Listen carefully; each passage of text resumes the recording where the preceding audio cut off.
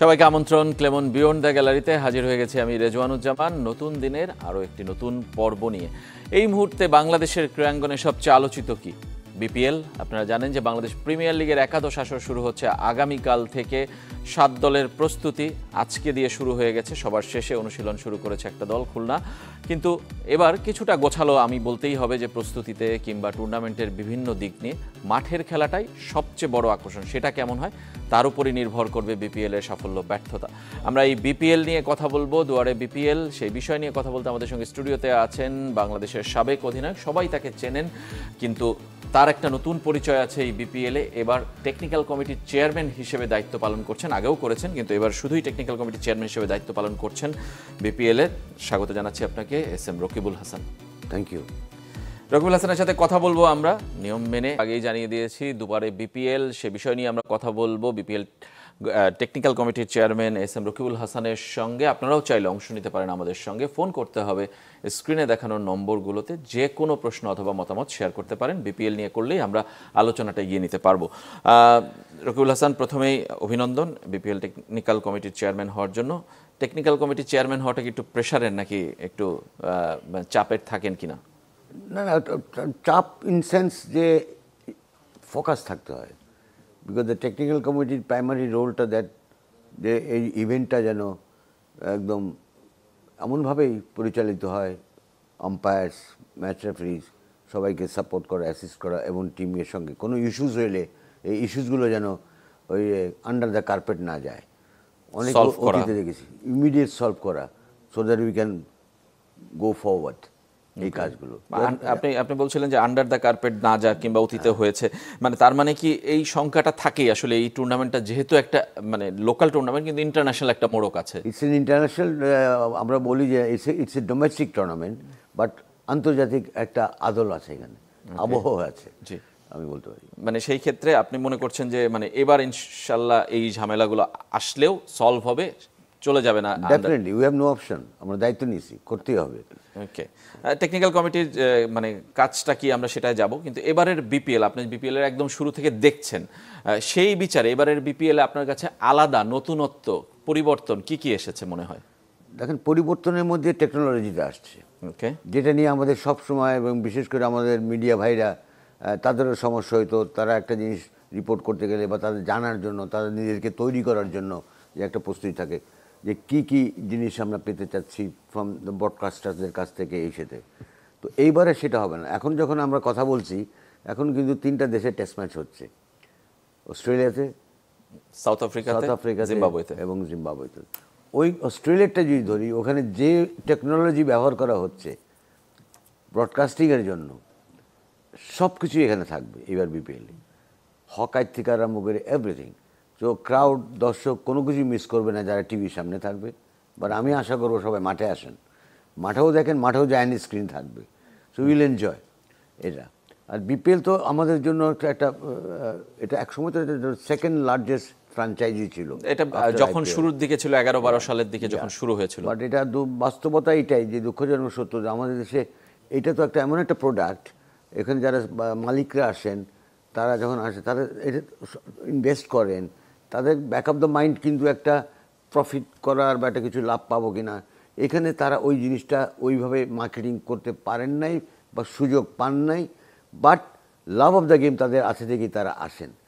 তো আমরা আশা করব যে আগামীতে আরও গোছালোভাবে ক্রিকেট বোর্ড এটাকে মার্কেটিং করবে। আমি ব্যক্তিগতভাবে বলি যে এখন পর্যন্ত আমার মনে হয় সঠিকভাবে আমাদের বিপিএলটাকে মার্কেটিং করতে পারি নাই। তা না হলে আমরা যদি এটাকে আউটসোর্সিং করে বড় বড় কোম্পানির কাছে দিয়ে আমরা কিন্তু আর্থিকভাবেও লাভবান হতে পারতাম, হ্যাসেল ফ্রি থাকতে পারতাম, প্রেশার নিতে হতো না প্রেসিডেন্টকে ক্রিকেট বোর্ডের বা কমিটিদেরকে শেষ মিনিটে দৌড় ঝাঁপ কিছুই লাগতো না। তারাই সব কিছু আমাদের ফান্ডিং করতো, টিমের সঙ্গে যোগাযোগ করে জার্সি কী হবে, লোগো কী হবে, আগের থেকে সময় থাকতে। বাট এখন যেরকম আমাদের হয়, আর এবার তো একটা ভেরি হিস্টোরিক্যাল ইয়ার আমাদের এই বছরটা, আমাদের এই বিপিএলটায় দেশে একটা বিরাট পরিবর্তন এসে গেছে। সব কিছুই এখন অনেক কিছুই অগোছালো ছিল, এখন কোচানো হচ্ছে সব কিছু আস্তে আস্তে। তো সেই দিক থেকে চিন্তা করলে যে ক্রিকেট বোর্ড সেখানে দেয়ার ফোকাস, সব রকম কোঅপারেশন আমি পাচ্ছি, আমরা পাচ্ছি যারা কাজ করছি। সময়টা কম পেয়ে গেছিলাম আমরা, বাট ওটা আমরা মেকআপ করে ফেলছি ইনশাআল্লাহ। আমরা আশা করি যে একটা ভালো বিপিএল আমরা হয়তো দেখতে পাবো। অবশ্যই আমরা সেটা আশা করি। আপনি বলছিলেন যে বিপিএলটা মার্কেটিংটা ক্রিকেট বোর্ড হয়তো বা সেইভাবে করতে পারেনি। আপনার কি মনে হয় যে বিপিএল এর মডেলটা নিয়ে আসলে প্রশ্ন আছে? যেমন আইপিএলে যদি আমি রেভিনিউ শেয়ার হয়, পিএসএল এ হয়, আবার আইপিএল এর দলগুলো বিশ্বের অন্যান্য ফ্র্যাঞ্চাইজি লিগগুলোতে ইনভেস্ট করে, যে ক্ষেত্রে তারা হয়তোবা লাভ ক্ষতিটা ব্যালেন্স করে নিতে পারে। বাংলাদেশের কোনো সুযোগটাই আমরা পাচ্ছি না কিংবা দিচ্ছি না। দেখেন এখানে যারা ফ্র্যাঞ্চাইজি টিমগুলো আছে আমাদের দেশে, ডেফিনেটলি ক্রিকেট বোর্ডের মাস্ট লুক ফরওয়ার্ড যে তাদেরকে কিভাবে আমরা বেনিফিট করাইতে পারি ফাইন্যান্সিয়ালি কিছুটা। এখন সমস্যাটা কোথায় হয়ে গেছে, এই টিমগুলো যে ফ্র্যাঞ্চাইজি, আমাদের দেশে তো মাঠ নাই না, ইন্ডিভিজুয়াল। দেখেন আমরা কেকেআরের দুইটা ভেন্যু, একটা হলো কলকাতা ইডেন গার্ডেন্স, আর একটা হলো গুয়াহাটিতে। মুম্বাইয়ে যান, ওয়ানকেডে, ব্রেবন সবার আছে, চেন্নাইতে একই, সাউথ প্রত্যেকের মিনিমাম 2টা করে গ্রাউন্ড আছে এবং ওখানে পপুলারিটি আছে। পপুলারিটি আমাদের এখানেও আছে, বাট যখন আপনার যদি ইন্ডিভিজুয়াল গ্রাউন্ড থাকবে তখন গেট মানি শেয়ারের ইটা অনেক জোরালো হবে। ওকে 50% ইউ উইল গেট, খরচ তুমি বিয়ার করবা, টিকিট প্রিন্টিং 50% আমি নিব ক্রিকেট বোর্ড, সেখান থেকে ক্রিকেট বোর্ড হয়তো পেমেন্ট করবে এদিকে বাট কিছু লাভ করবে, ওই অ্যাট্রাকশনটা থাকবে তখন আসে।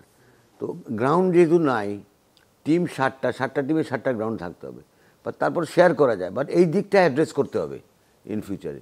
কোন গ্রাউন্ডটাকে আমরা রেডি করে বিপিএলের জন্য রাখতে পারি, শুধু বিপিএলের জন্য না, গ্রাউন্ড রেডি থাকলে তো আমাদের যে এজ গ্রুপ খেলা, ন্যাশনাল টিমের খেলা, আন্ডার-19 খেলা, মেয়েদের খেলা, এগুলো সবগুলি আমরা করতে পারবো। তো সেটা ক্রিকেটের অবকাঠামো ইজ ভেরি ইম্পর্টেন্ট, সেটা নাই। আরেকটা জিনিস যেটা আপনি বলেছেন যে এখানে অ্যাট্রাকশন, এখানে যদি স্টার ভ্যালু না থাকে প্লেয়ারদের মধ্যে, টিমগুলোতে আগে প্রথম একবার দুইবার edition, third edition, fourth edition বলেন বা পরবর্তী, তো দের লট অফ স্টার ভ্যালু। এখন ইন্ডিয়া তার প্লেয়ার কিন্তু ছাড়ে না কোনো দিন। পাকিস্তান এনগেজ হয়ে গেছে খেলাখুলায়, এত বেশি ফ্র্যাঞ্চাইজি টুর্নামেন্ট চলে আসছে পৃথিবীতে যে আপনি দেখবেন যে হাতছানিটা বেশি, কারণ এরা তো ফেরিওয়ালা, আমরা বলি, আপনারাই বলেন যে যেখানে বেশি পাবে সেখানে যাবে। বাংলাদেশ যদি দেয় $100 পার ম্যাচ, কথার কথা, ও $200 যদি কোথাও অফার পায় তো ওখানেই যাবে। তো সেই দিকটা তো একটা ইম্পর্টেন্ট, মানে এবং আমি এটা কোনো দোষণীয় দেখি না, কারণ একটা প্লেয়ারের একটা ক্যারিয়ার তো ছোটো, একটা স্পোর্টসম্যানের ক্যারিয়ারটা কিন্তু খুব ছোটো, এবং অ্যাক্সিডেন্ট হয়ে গেলে বা ইনজুরি হয়ে গেলে তো আরও বিপদে পড়ে গেল। তো জীবদ্দশায় তাকে কিন্তু ফিউচারটাকে বানিয়ে নিতে হবে।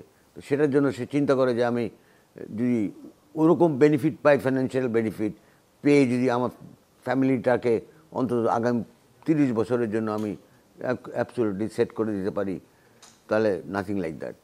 তো সেই দিক থেকে আপনার এইখানে স্টার ভ্যালু আনতে হলে ওরকম স্পন্সর লাগবে, টিম স্পন্সর, ফ্র্যাঞ্চাইজি লাগবে, যারা অফারিংটা থাকবে। অফারিং বলতে যে আপনার যেটাকে বলি আমরা যে প্লেয়ারদের যে ড্রাফট হয়, অকশন হয়, সেখানে যে বিডিংটা হবে, কত টাকা করবে স্কেল। এবার দেখেন আমাদের কিন্তু খুব কম হয়েছে, কারণ এবার যে হয় কি না হয় একটা শঙ্কা ছিল এই দেশের 5ই আগস্টের পরে, ওই সময়টাই কিন্তু এটা আমরা মেয়েদের ওয়ার্ল্ড কাপ করতে পারলাম না, যে কারণে ওরা আসলো না, ওটা আমাদের দুবাইতে যে আমাদের হোস্ট করতে হয়েছে। তো অনেক জিনিসগুলো আছে, বাট আমি মনে করি সব সেক্টরের মাথাগুলি যদি এক জায়গায় একটা টেবিলে বসে ভাবে সময় থাকতে যে না, নেক্সট বিপিএল, এখন থেকে আমাদের নেক্সট বিপিএল টার্গেট করা উচিত। এখন থেকে আমার নেক্সট বিপিএলের ফ্র্যাঞ্চাইজি টিম, এদের মধ্যে যদি কেউ কন্ট্রাকচুয়ালি থাকে তো থাকলেই, বাট কি যে রেটে আমি সেল করব রাইটস, আমার রাইটসটা কততে সেল করব, কোথায় করব, ভেন্যু কয়টা বাড়াইতে পারি কিনা, গেট মানি শেয়ার করতে পারি কিনা, এটা খুব প্রাধান্য দিতে হবে যে তাদেরকে আমরা কিছু গেট মানি শেয়ারের একটা অংশ, আপনি পার ম্যাচে আপনি 50,000 টাকা দেন না, কথার কথা, but you start somewhere, we have to start somewhere. মানে আপনি বলছিলেন যে মানে এটা তো একটা লং টার্ম প্ল্যানের কথা, আমি বলছি যে বিপিএলটা সেটাই, যে ভেন্যু হয়তো নিজস্ব উদ্যোগে দলগুলো করতে পারছে না, ক্রিকেট বোর্ডই এখন ম্যানেজ করছে 3টা ভেন্যুতে। এইটা কি 4টায় যাওয়া কিংবা 5 বছর পরে যে 5টায় 6টায় যাওয়া, এটা কি আসলে এই প্ল্যানটা আসলে ক্রিকেট বোর্ডের করা উচিত কিনা? ডেফিনেটলি আপনি রাজশাহীতে ইজিলি ভেন্যু করতে পারেন, ফ্লাড লাইট আছে, এয়ারপোর্ট আছে, হোটেল আছে, জি হোটেল আছে, জি, ওখানে যাবে, আপনি স্কেজুলিংটা করে নেবেন ওইভাবে যে একবারে যায় 7টা টিম থাকার দরকার নেই, 8টা টিম, ওরকম হোটেল না, হোটেল আছে অনেকগুলো, প্রাইভেট হোটেল হয়ে গেছে অনেকগুলো, আপনার ইভেন পর্যটন আছে, বাট ওরা খেলবে, ফ্র্যাঞ্চাইজিরা ফ্যাসিলিটি আছে, গ্রাউন্ড আছে, কাজে ওইটা একটা ভেন্যু সবসময় হইতেই পারে। বগুড়াতে সুন্দর মাঠ, ফ্লাড লাইন নাই বা আছে হয়তো এখন, বাট সমস্যাটা হয়ে গেছে ট্রাভেলিং। এই টিমরা বড় বড় ইন্টারন্যাশনাল প্লেয়াররা they don't want to travel by road beyond 45 minutes to 1 hour maximum, কারণ তাদের ক্র্যাম্প হইতে পারে, এর তো ইন্স্যুরেন্সের ব্যাপার আছে, তার ক্যারিয়ারের ব্যাপার আছে। তো ওখানে এয়ারপোর্ট না থাকাতে একটা সমস্যা হয়ে গেছে। সিলেট বিভাগ খুলনা ভেন্যু দুঃখজনক যে খুলনা দেখেন আমরা নষ্ট করে বলি। এখন তো খুলনায় যাওয়ারও ইজি হয়ে গেছে। এখন যদি আপনি প্লেনও না নেন, যশোর হয়ে আপনি খুলনাতে যেতে যে সময়টা লাগবে, আপনি যদি পদ্মা সেতু বেছে নেন, ইউল রিচ ইন ইকুয়াল টাইম এবং আরামে যাবেন, আপনি সুন্দর দেখতে দেখতে চলে যাবেন। তো সেই সুযোগটা, কমিউনিকেশন সুযোগটা চলে আসছে, ট্রাভেলিং সুযোগটা। হোটেল আছে খুলনাতে অনেক ভালো ভালো, দর্শক আছে ওখানে ভালো ভালো, ইন্টারন্যাশনাল অ্যাপ্রুভড মাঠ আছে, স্টেডিয়াম। কেন আমরা তাহলে ওই মাঠ ঠিক করতে পারতেছি না, স্টেডিয়াম ঠিক করে ওখানে একটা কেন? ওখানে তো হয়েছে একসময় টেস্ট ম্যাচ হয়েছে, ওয়ার্ল্ড রেকর্ডও হয়েছে। জি, ওয়ার্ল্ড রেকর্ড। সুতরাং কেন হচ্ছে না, মানে এটা ভাবার সময়টা এখন মনে হয় এসেছে, ক্রিকেট বোর্ডের ভাবার সময়। আমরা আরও ফিরবো আপনার কাছে, স্টার প্লেয়ারদের নিয়ে কথা বলবো। তার আগে একটু মিরপুর স্টেডিয়ামে ঘুরে আসতে চাই। বিপিএল শুরুর আগের দিন কি অবস্থা, আমাদের সহকর্মী আশিক রুদ্র আমাদেরকে জানাবেন। রুদ্র, কাল শুরু বিপিএল, আমরা বলছিলাম যে কি অবস্থা, আমাদেরকে বলবেন যে মাঠে কি কি পরিবর্তন আপনি দেখতে পাচ্ছেন?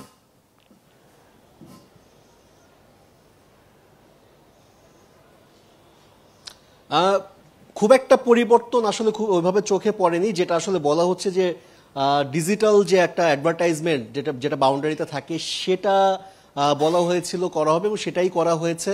এছাড়া যদি বলা হয় তাহলে কিছু হয়তো বা কিছু রং করা হয়েছে, কিছু ভাঙা চেয়ার ছিল সেগুলো সংস্কার করা হয়েছে। এছাড়া যেটা খুব বড় পরিবর্তন বা একেবারে নতুনত্ব কোনো কিছু যদি বলা হয়, তেমনটা কিন্তু আমাদের চোখে পড়েনি। বরং আমরা একটা উল্টো চিত্র আজকে দেখতে পেয়েছি। যখন আমরা মাঠে এসেছি তখন আমরা দেখলাম যে একটা বড় অংশ মানুষের, যারা ক্রিকেট আসলে বিপিএল দেখতে চায়, তাদের একটা বড় অংশ কিন্তু বিসিবির গেটে খুবই বিশৃঙ্খল করেছে। কারণ তারা জানে না যে বিপিএল এর টিকিটটা কখন থেকে পাওয়া যাবে, কিভাবে তারা পাবে, এরকম কোনো কিছু কিন্তু বিসিবি কাউকে জানায়নি। ইনফ্যাক্ট গণমাধ্যমেও কিন্তু কোনো কিছু তারা কিন্তু প্রকাশ করেনি যে কিভাবে তারা আসলে সাধারণ মানুষ কিভাবে টিকিটটা পেতে পারে। যখন এ ধরনের বিশৃঙ্খল তৈরি হয়েছে তখন কিন্তু একটা তড়িঘড়ি করে তারা বিসিবি থেকে একটা আমাদেরকে জানানো হয়েছে যে আজকে বিকেল 4টা থেকে 6টা মধুমতি ব্যাংকের 7টি ব্রাঞ্চ থেকে দর্শকরা টিকিট নিতে পারবে এবং আগামীকাল সকাল 10টা থেকে টিকিট পাবে এবং অনলাইনেও পাওয়া যাবে, যেটা আসলে বিসিবি থেকে বলা হচ্ছে। তবে কেন সেটা আগে থেকে ইনফর্ম করা হয়নি, সাধারণ দর্শকদেরকে কেন জানানো হয়নি, এই বিষয়ে কিন্তু বিসিবি কোনো স্পষ্টভাবে কোনো কিছু বলেনি।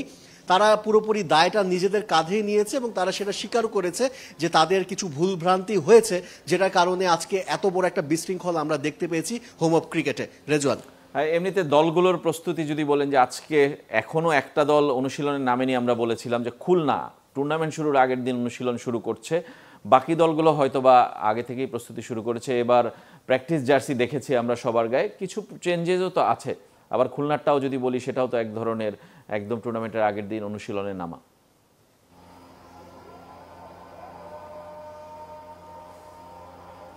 অবশ্যই এখানে কিছুটা তো বলা যেতেই পারে যে সবগুলো দল যখন 3 দিন 4 দিন আগে থেকে অনুশীলন শুরু করেছে, সেখানে খুলনার অবস্থানটা আমরা একটু দেখতে পাচ্ছি একটু ভিন্ন, যে তারা শুধুমাত্র টুর্নামেন্টের আগের দিন তারা অনুশীলনে নামছে।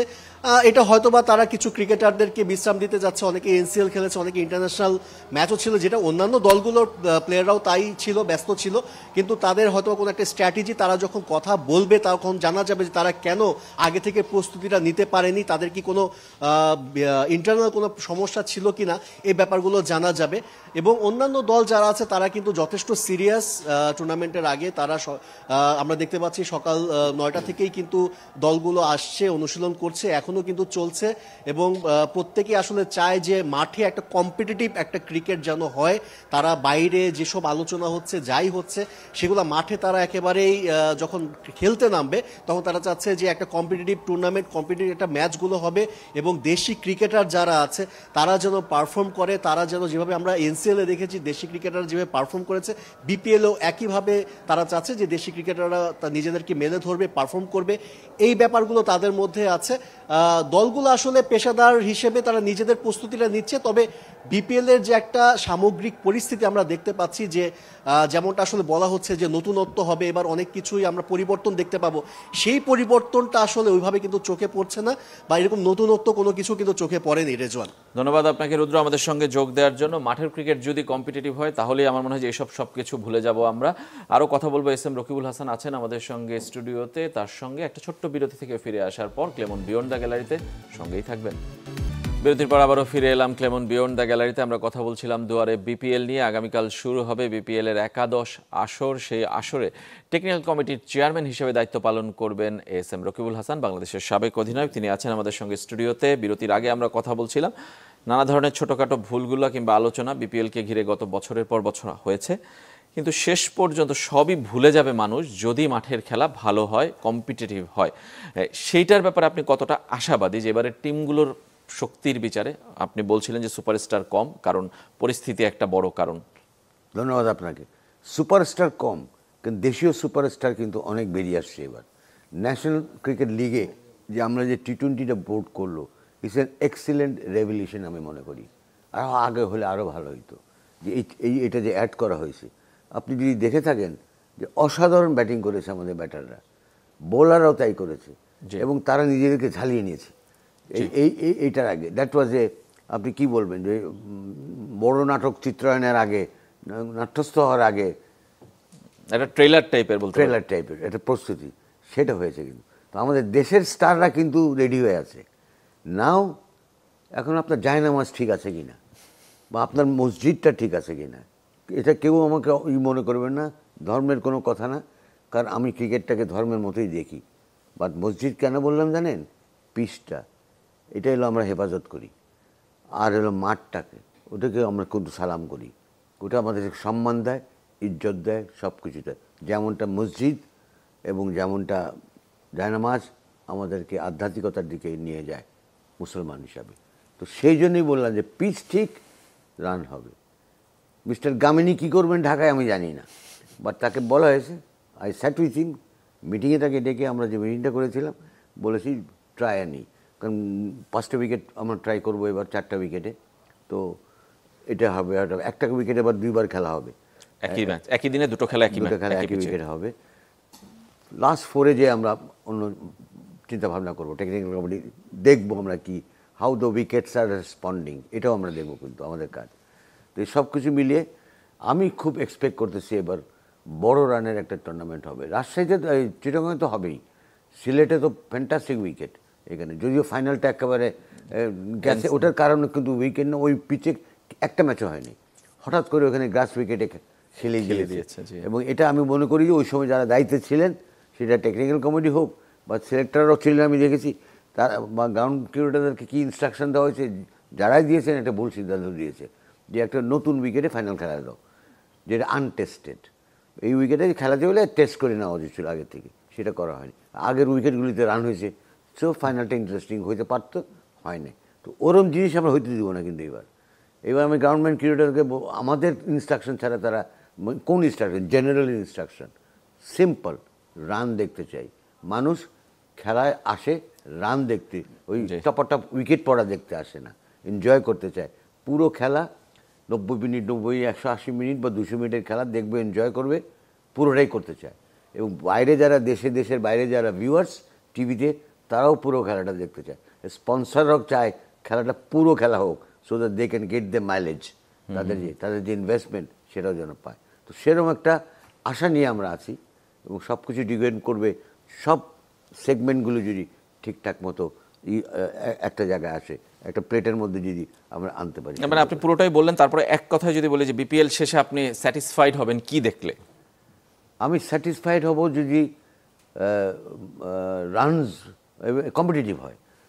খুব কম্পিটিটিভ একতরফা খেলা যদি না হয়, আমি ওইটাই সবচেয়ে বেশি স্যাটিসফ্যাকশন হবো ক্রিকেটিং পয়েন্ট অফ ভিউ থেকে। আর সাংগঠনিক পয়েন্ট অফ ভিউ থেকে আমি দেখবো যে অ্যাটলিস্ট আমরা যদি 2 পা আগাইতে পারি ওকে, আগামী বিপিএলের জন্য। ধন্যবাদ আপনাকে এস এম রকিবুল হাসান আমাদের স্টুডিওতে আসার জন্য। আমরা চাই যে একটা বিতর্কমুক্ত এবং প্রতিদ্বন্দ্বিতাপূর্ণ একটা টুর্নামেন্ট, যে টুর্নামেন্ট মানুষকে বিনোদন দেবে। বিনোদনের জন্য এই আয়োজন। আগামী 1.5 মাস বাংলাদেশের মানুষ বিপিএলে মেতে থাকুক, সেটা মাঠের খেলায় পারফরমেন্সের কারণে। সবাই ভালো থাকবেন। আজকের মতো এখানেই শেষ করছি।